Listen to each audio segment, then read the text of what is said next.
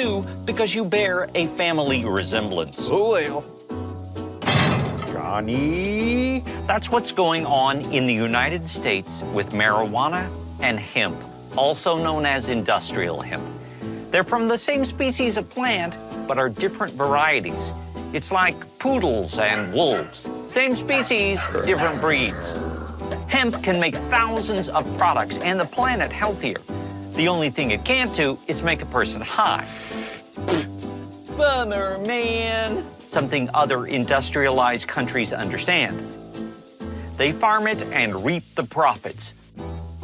But in the United States, while it's legal to import millions of dollars of hemp products, it's illegal to grow as a crop. It wasn't always this way. Believe it or not, hemp once flourished in America.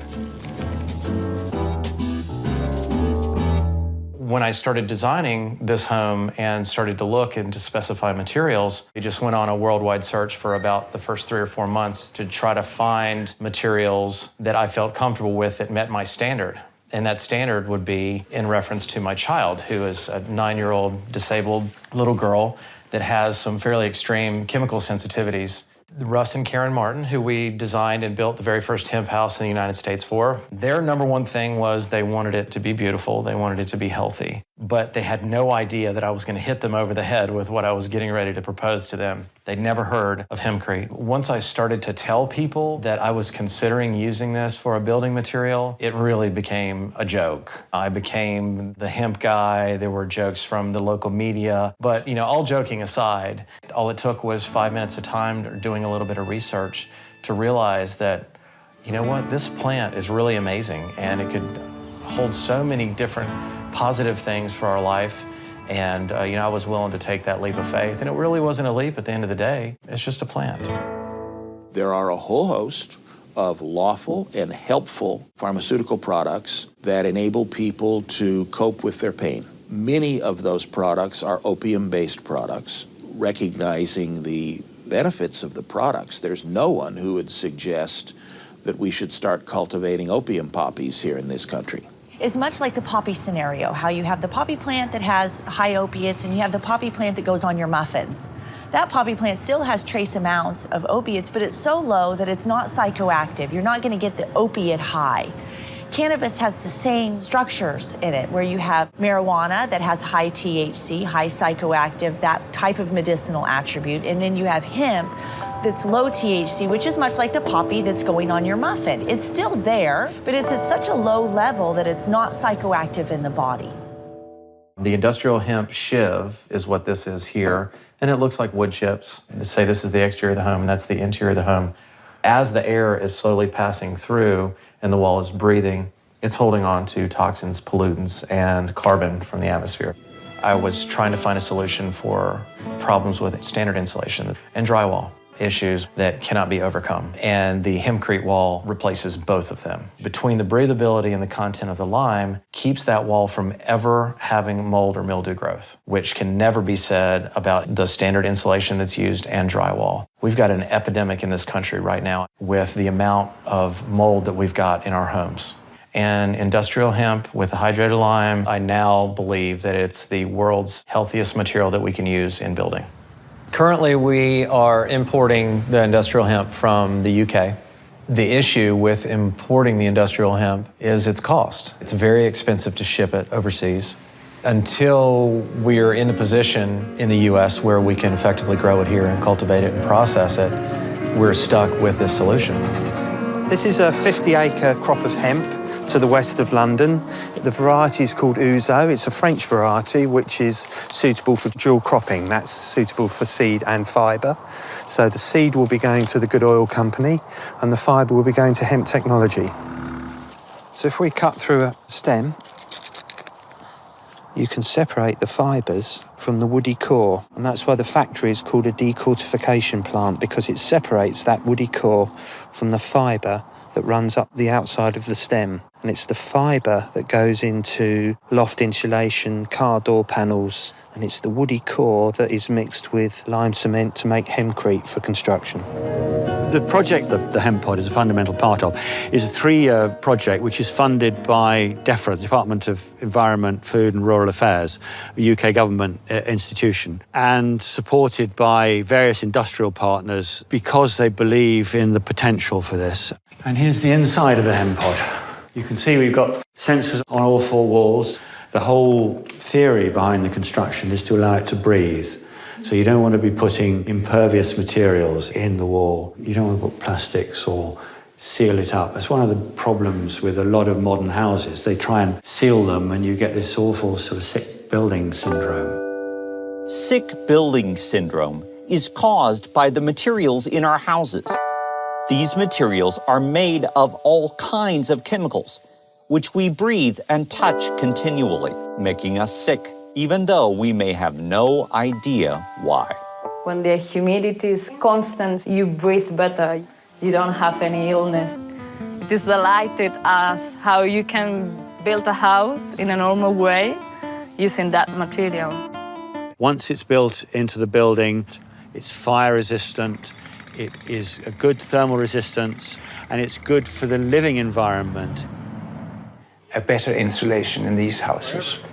The hemp fibre insulation is made as a quilt and is very similar to glass fibre or mineral wool insulations in its look. But it's actually much nicer to work with because it doesn't have any hazardous components in it, so you don't need to wear gloves and goggles and mask. And you can use it in virtually all the places that you would use glass fibre or mineral wool insulation, so attics and walls. And it has very, very similar thermal insulation properties, but it has much better thermal mass to it.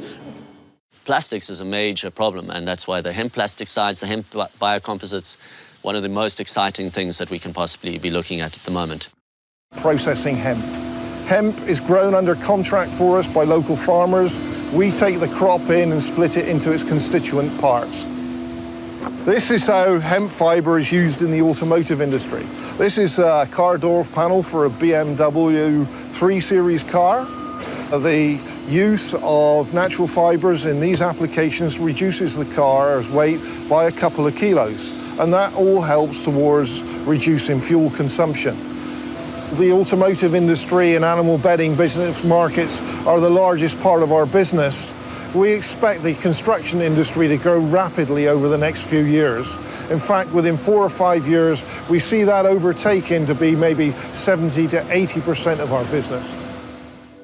People go and they buy some mass-produced t-shirt that has been dyed and has chemicals on it, and they put it on their body or on their baby, and it's going into you. Our skin is the largest organ on our body, and there are chemicals used in clothing to process fibers and fabric, and the dyeing is very toxic. And I've had clients specifically come to me because of that. They're allergic to dyes used in regular clothing, and they need something that's either a natural dye or not dyed at all.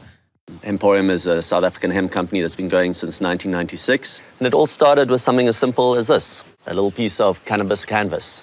And those words sound similar because they are similar. The word canvas comes from the same root as cannabis, and all canvas used to be made out of hemp. And that way it ties in with the history on using hemp in the sails, and obviously the ropes on all the boats as well. Even in South Africa, our Afrikaans word for shirt is hemp. We learned that this was a durable fabric. It made perfect sense to make bags out of it. We started making many more products and using our clothing especially as a message taker.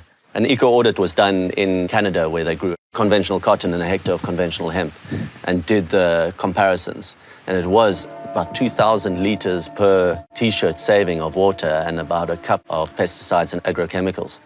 Hemp provides about 250% more fibre per hectare than cotton. So every shirt is making a difference. This is hemp denim. It's hemp mixed with organic cotton. Then I'm making a skirt. And this I order from Hemp Traders, and I do that online. This is actually an order for a girl in San Francisco. She ordered this and a blazer to go with it. So she got the whole outfit. There's so many variations on hemp fabrics these days. I mean, you can get the hemp silk, the hemp denim, hemp suede, There is hemp twill, hemp muslin. They're beautiful fabrics that are all very breathable, comfortable, washable. You can tell the difference when you have the fabric in front of you and you feel it. It's just a quality thing. A lot of the fabric that I'm buying is actually grown in China or in Canada, but the majority is in China. And it would just be amazing if it were grown here, and it would be a lot cheaper as well, because right now it's definitely one of the more expensive fabrics out there. People have used hemp seed oil since the ancient Egyptians as a nutritional supplement. When Glyn and I started growing hemp, we were drawn to the really light, nutty taste of the seed. And we learnt about the hemp seed oil that had been around for a very long time.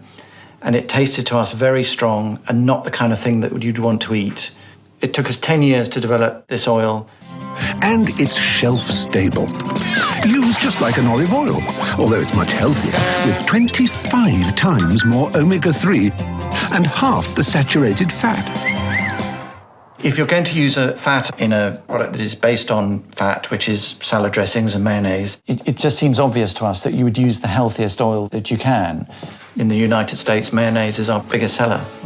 Nativa's the #1 purchaser of organic hemp in the world today. We're purchasing over 3 million pounds of organic hemp seeds that were grown in Canada. A big challenge is people don't know the benefits of hemp from a nutritional perspective, and so we have a big job ahead of us there. Dr. Oz on national TV has promoted hemp and hemp milk, and that's been helpful. I love hemp seeds. I love them for breakfast, and then they have hemp milk. What makes hemp a superfood is its excellent source of protein. It's the closest balance of essential fatty acids of anything that grows in the land compared to fish. It's easy to put it on salads and smoothies. You can put it on oatmeal. You can bake bread with it, and it's got a light, nutty flavor. And it's just very simple to add to virtually any recipe that you think of. You can put it even on ice cream. Doctors recommend eating deep sea fish, flax, and hemp internally because we're chronically deficient in our diet for omega-3. We need it for healthy brain function, good skin, and topically in cosmetics, that omega-3, the skin can just incorporate it directly into the sebum. And in our soap, what we found is it really made the lather smoother and less drying. So it's been an important superfat ingredient in our soaps for over 15 years. A lot of soap is petroleum-based. When you're using that, you're putting petroleum on your skin, and it's just not healthy. With hemp-based soap, you have no toxins. The history of hemp. Year 0, the Big Bang. The universe begins 150 million years ago. Plants debut, including hemp. The dinosaurs didn't notice. 800 BC, China. The first cloth fabric is made from hemp. 1200 BC, hemp fiber is used to construct the pyramids. 1425, knights drink hemp beer. 1492, Columbus floats to America using hemp sails and rope. Oh, dang it! 1776, the Declaration of Independence is drafted on hemp paper. 1889, Van Gogh paints masterpieces on hemp canvas. 1942, patriotic farmers plant hemp crop for war effort. 1970, the Controlled Substances Act is signed into law. Industrial hemp is classified as marijuana, and farming it becomes illegal. The modern interest in hemp began in the 1980s. There was a book published by a guy named Jack Herer called The Emperor Wears No Clothes, re-educating people about hemp's long history and the many benefits of the crop. It wasn't really in the history books anymore, so you didn't learn about it in school. In 1916, USDA botanist Leicester Dewey proved that hemp produces 4 times more paper per acre than trees. But America's hemp industry battled competition from other, easier-to-process crops like cotton.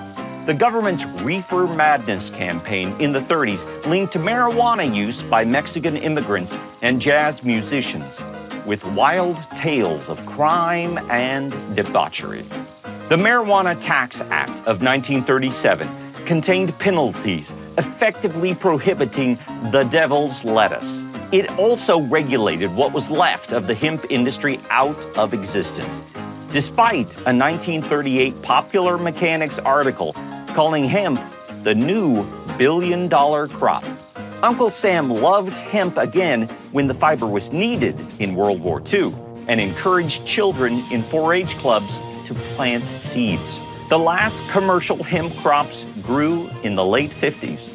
In 2010, Dewey's diary is discovered and reveals the Pentagon was built on land where he grew hemp for the U.S. government. The Hemp for Victory program in World War II demonstrates the power of what our society can do when our elected officials are on the same wavelength with industry and are working together. And our hemp supply got cut off by the Japanese. From the Philippines, we put an emergency hemp program. We had American farmers growing 25,000 acres of hemp within a year, and hemp infrastructure and processing all set up. And it was amazing. The goal for 1943 is 300,000 acres. And then, of course, we dismantled it and red taped it to death. Tell them they're not allowed to do that? Law enforcement's objection to cultivation of industrial hemp has nothing to do with the end products that are sold. We have no interest in interfering with those products. Those are lawful products. By all accounts, they bring certain benefits to people who use them. 15 days after 9/11, they published in the Congressional Record a new regulation that would equate hemp foods and our candy bars, our hemp, in the same category as heroin. And it was going to make it illegal for us to sell, and if I continue to sell, I would face jail time of 10 to 15 years. And we thought this was outrageous, and we partnered with Dr. Bronner's and Nature's Path and the Hemp Industry Association and sued the U.S. DEA in court. And luckily we were successful and won in 2004, and now hemp foods as a precedent is legal to consume, and the court ruled the DEA should stay out of regulating foods when hemp is a legal, healthy product and there's no connotation to drugs at all. The Canadian farmers and industry has a market lock on U.S. thanks to drug warrior idiocy in the United States. It says, here's this huge exploding market of hemp. Here you go, Canada. And American farmers are totally cut out of it. It's all about economic development, that right now they're holding back American farmers, American manufacturers by refusing to let farmers grow hemp. It's only hurting us. The Industrial Hemp Farming Act would redefine industrial hemp as distinct from marijuana, and it would specifically define it as cannabis plants that have 0.3% of THC, THC being the active ingredient in marijuana that gets somebody high or less. And then it would allow states that want to allow their farmers to grow hemp to regulate it. And it's bipartisan support. We have both Republicans and Democrats on the bill. And it's been one of the interesting things with hemp is that it's really not a partisan issue. You know, in almost every state where we've ever passed a bill, we've always had Democrats and Republicans who've supported it. It's amazing how difficult Congress has been and how unwilling to hold hearings. The Obama administration totally unwilling to even meet with us to discuss this. Our point is, once again, we're stuck with the federal government standing in the way of states that want to move forward with this. There's been a lot of talk about sustainability, but sustaining what we are doing at the moment on the planet is probably not possible. So it's more a question of resilience building, if we're really honest. We have to prepare for the type of shocks that just might happen. The systems we have built to exist on this world at the moment are very sophisticated, but very frail because of that. And what has happened in Japan recently and what is happening in America as we speak shows how our systems are very vulnerable to nature. So we should really be thinking of working with nature, and hemp provides us with the most perfect tools to do that. I think oftentimes in our world we forget how powerful and beautiful and healing the natural world can be. I feel like there's a tremendous amount that we can learn from nature and our animals and our plants and our earth, and that we need to respect that. The main message I like to get across with hemp is that it's such an easy, positive way to make change on the planet. It is so easy to use hemp to decrease your footprint. The reality is that hemp is hope. It's bringing something that's done it all before back into creating a green future for the planet and helping us all be sustainable on this beautiful earth.